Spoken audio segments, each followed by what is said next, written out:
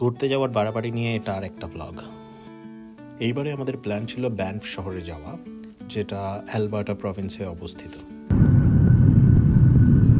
তাই যথারীতি আমরা টরন্টো পিয়ারসন থেকে ফ্লাইট নিয়ে ক্যালগারি শহরে নেবে ওখান থেকে রেন্টাল কার নেওয়ার প্ল্যান ছিল। রেন্টাল কার আমি প্রিমিয়াম সিলেক্ট করেছিলাম, তাই ওরা আমাকে ভলভো XC60 দিয়েছিল। লং ড্রাইভে এসিভি হলে একটু সুবিধা হয়। আমরা গেছিলাম ক্যানাডা ডে লং উইকেন্ডের ছুটিতে। এইটাই ব্যানফ যাওয়ার সব থেকে মোক্ষম সময়, আর তাই জন্যই এই সময় সব কিছুর দাম বেশি। তাই এই সময় আসতে চাইলে অনেক আগে থেকে প্ল্যানিং করতে হয়। আমার এই জুন এন্ডের ট্রিপের সব প্ল্যানিং আমি নভেম্বরেই বুক করে ফেলেছিলাম। আমরা এয়ারবিএনবি নিয়েছিলাম ক্যানমোরে, যেটা ক্যালগারি এয়ারপোর্ট থেকে প্রায় 100 কিলোমিটার দূর। আমরা ক্যানমোরের এই ছোট্ট কেবিনটা বুক করেছিলাম আমাদের স্টের জন্য। এইরকম একটা এয়ারবিএনবি ক্যানমোরের মতো জায়গায় খুঁজে পাওয়াটা একটা বিশাল বড় ভাগ্যের ব্যাপার ছিল। এই কেবিনটার একটা খুব সুন্দর ব্যাকইয়ার্ড আছে, যেখানে ফায়ার পিট আছে, বসার জায়গা আছে। এই পুরো ব্যাকইয়ার্ডটা এদের প্রাইভেট স্পেস, আর ঠিক এদের বাড়ির পেছন থেকে একটা হাইকিং ট্রেল শুরু হয়। তাড়াতাড়ি করে ভেতরটা দেখায়, যেটা আমাদের সব থেকে বেশি পছন্দ হয়েছিল। ছবিতে যতটা না ভালো লাগছিল, তার চেয়ে অনেক বেশি সুন্দর এই কেবিনটা। এখানে একটা উডেন ফায়ার প্লেসও দেখতে পাচ্ছি, আর এই পুরো কেবিনটায় একদম হিটেড ফ্লোরিং, যাতে ঠান্ডায় কোনো অসুবিধা না হয়।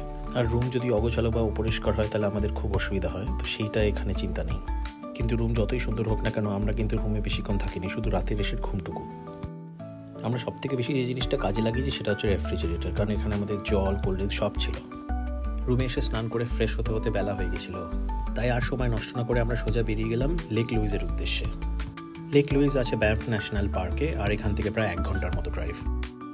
In 200 meters, turn left onto Three Sisters Drive. সমস্যাটা হলো যে এটা পিক সিজন, আর পিক সিজনে গাড়ির পার্কিং পাওয়াটা খুব সমস্যা, আর পার্কিং না পেলে সোজা লেক লুইস থেকে রিটার্ন আসতে হবে। থ্যাঙ্কফুলি আমরা পার্কিং পেয়ে গেলাম, অতটা খারাপ ভাগ্য না। লেক লুইসের এই সবুজ জলের সামনে বসে মনে হলো এতটা জার্নি পুরোপুরি সফল। কিছুক্ষণ ফটো আর ভিডিও তোলার পর আমরা দুজনে রিয়েলাইজ করলাম যে লেক লুইসের সৌন্দর্য কোনোভাবেই ক্যামেরায় ক্যাপচার করা যাবে না। এটা সানসেটের সময়, তাই ভিড়টা একটু কম, তাই হয়তো পার্কিংটাও সহজে পেয়ে গেলাম। এবার যেহেতু এটা সামার, তাই সূর্য ডুববে রাত 9টা কি 10টা, তাই একটু লেটে আসলেও কোনো সমস্যা নেই। একটা খুব ইন্টারেস্টিং ফ্যাক্ট জানতে পারলাম ঘুরতে গিয়ে, যে অন্য বছরের তুলনায় এই বছরে ভিড়টা অনেক বেশি হয়েছে। তার প্রধান কারণ হলো US আর ক্যানাডার ট্যারিফ ওয়ার, আর তাই জন্য বেশিরভাগ কেনেডিয়ানসই এবছর আর US যায়নি, ক্যানাডার মধ্যেই তাদের ভেকেশন স্পেন্ড করেছে। আমিও তাদের মধ্যে একজন। এবার আমাদের বাড়ি ফেরার পালা। কে বলবে এখন রাত 9টা বাজে, সূর্য এখন ডুবছে ঠিক আমাদের পেছনে, তাই ছায়াটা সামনে এসে পড়েছে। পরের দিন খুব সকালে বেরিয়ে পড়লাম লেক মোরেনের উদ্দেশ্যে। অনেক ফেসবুক গ্রুপের লোকেরা দেখি বলছে যে লেক মোরেন লেক লুইসের থেকে অনেক বেশি সুন্দর। দেখা যাক। লেক মোরেনে প্রাইভেট গাড়ি অ্যালাউড না, তাই আমাদেরকে শাটল নিতে হয়েছিল। লেক মোরেনে বোটিং করাটা আমার বাকেট লিস্টে সবার উপরে ছিল। আমরা 1 ঘন্টার জন্য একটা ক্যানো রেন্ট করেছিলাম। যদিও খুব এক্সপার্ট প্যাডলার্স নই আমরা, কিন্তু 1 ঘন্টার মধ্যে আমরা পুরো লেকটা কভার করতে পেরেছিলাম। পেছনে বসার একমাত্র সমস্যা হলো কেউ ছবি তুলে দেয় না। থ্যাঙ্কস টু জুহি, ও নিজের ব্যালেন্স মেনটেন করে সেলফি মোডে এই ভিডিওটা তুলে দেওয়ার জন্য। জল প্রচণ্ড ঠান্ডা ছিল, আর আমাদের কাছে এক্সট্রা জামাকাপড় ছিল না, তাই পড়ে যাওয়ার কথা ভাবলেও ভয় লাগছিল। আজ আমাদের প্যাক স্কেডিউল, তাই বোটিং করার পর সোজা চলে গেলাম 300 কিলোমিটার দূরে জ্যাসপারে। এখানে আমরা এই বড় ট্রাকে করে গ্লেশিয়ারের উপরে যাব। 21 of the 23 ice explorers on Earth, they are ours.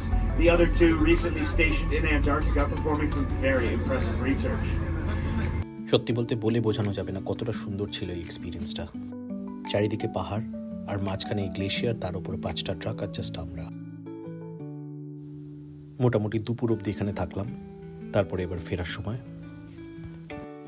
যদিও মনের থেকে আমার ঘোরার কোটা কমপ্লিট আজকের জন্য, কিন্তু তারপরেও আমাদের কয়েকটা জায়গায় যাওয়ার ছিল।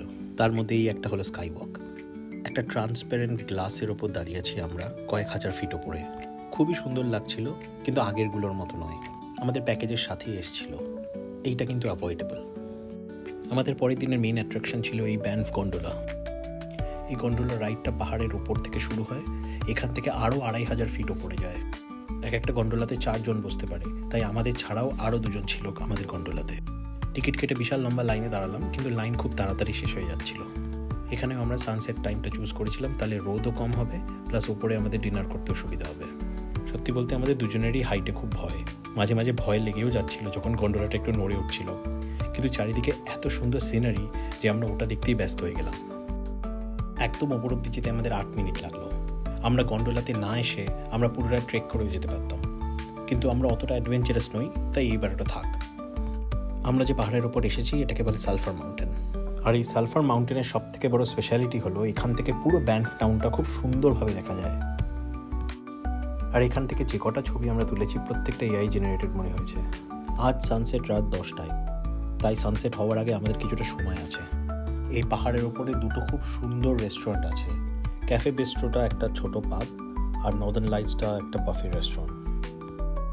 ভীষণ খিদেও পেয়েছিল, তাই এটাই সিলেক্ট করলাম। খুব ভাগ্য ভালো যে আমরা একটা উইন্ডো সিট পেয়েছি। খাবারের অপশনও প্রচুর ছিল। আমরা যখন কোথাও একসাথে ঘুরতে যাই, আমরা সবার আগে নিজেদেরকে এটা বোঝাই যে আমরা কোনোদিন আর এখানে আসবো না। আর তাই আমরা সেইখানকার বেস্ট রেস্টুরেন্ট, বেস্ট অ্যাডভেঞ্চার সব একসাথে ট্রাই করি। 7,500 ফিট ওপরে, চারিদিকে কেনেডিয়ান রকিজ, একদিকে সূর্য ডুবছে, আরেকদিকে লাইভ মিউজিক। বলে বোঝাতে পারবো না কেমন অনুভূতি হচ্ছে।